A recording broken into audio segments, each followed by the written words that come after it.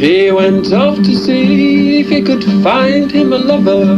No one knew whom he would come back with. And then in the darkness he met with another frightened poor soul, and she came back with him. Frightened poor soul, and she came back with him. And she was a gypsy, her mother was magic, while he was a minstrel and tattered his clothes. Her name was the newborn, her arms were so slender. His name he'd forgotten, she called him her rose.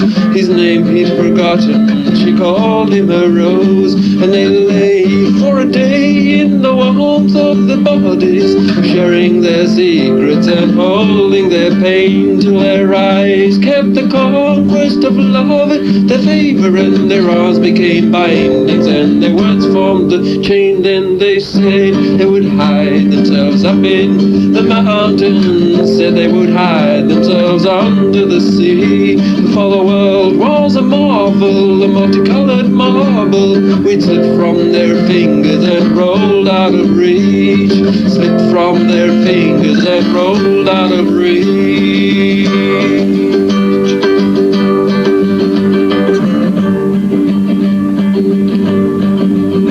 Now he was a cripple and malformed his body, shrunken in stature and crooked his nose.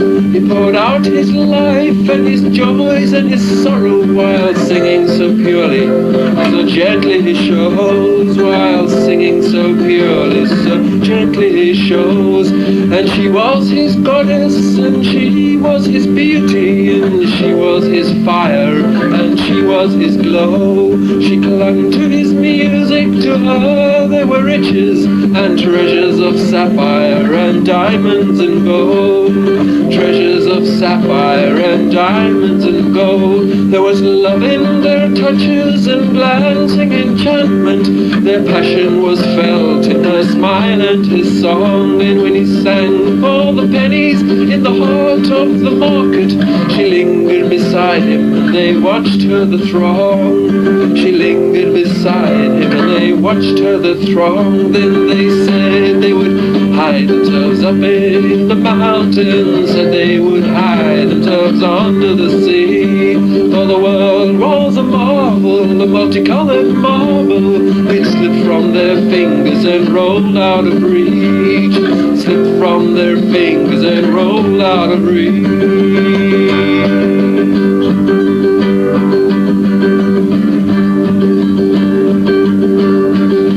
Now the Lord was once passing the top his white stallion, when he heard the fine singing and looked down below, and his eyes saw the beauty of the girl by the minstrel, of she who stood by, her love called her rose. Of she who stood by, her love called her rose. And he vowed he would have her to lie in his cold chamber, to share in his softness, to take what he chose. So he thundered across cobbles to where she was standing, and came to a halt where the music had froze.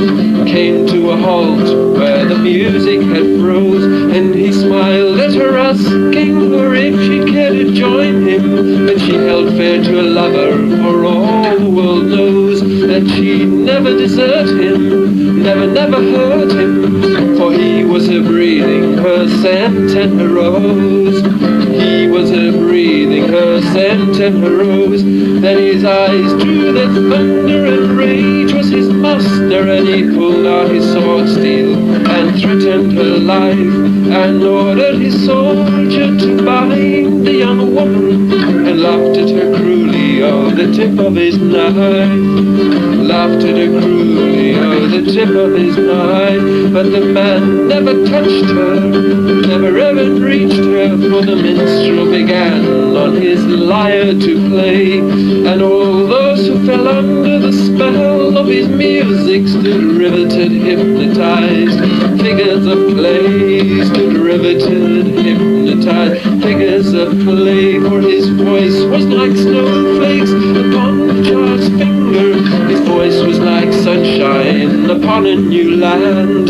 His voice was the warbling of brooks in the pastures, of waves lapping upon the length of the sand, of waves lapping upon the length of the sand. Then the Lord, he charged forward and whipped down the soldier, and drove his steel saber at the first round. But the minstrel, though stumbling, drew out his small dagger, slew the horse girdle, dashed the man to the ground. Slew the horse girdle, dashed the man to the ground. The sword, it flew wide and it fell at her slipper, but she turned it aside and she thrust it at him, that it pierced through his heart. Then the soldier leapt at her, but the thorn of her rose was the first to bite him. The thorn of the rose was the first to bite him. The horse it nailed wildly, the townsfolk all shrunk back. Two bodies lay silent with blood on their hands, for they tried to possess what they'd sinfully hated, and love it destroyed them in spite of their plans. Love it destroyed them in spite of their plans. Her rose by her side, the sword in her power, they fled from the markets beyond the town wall.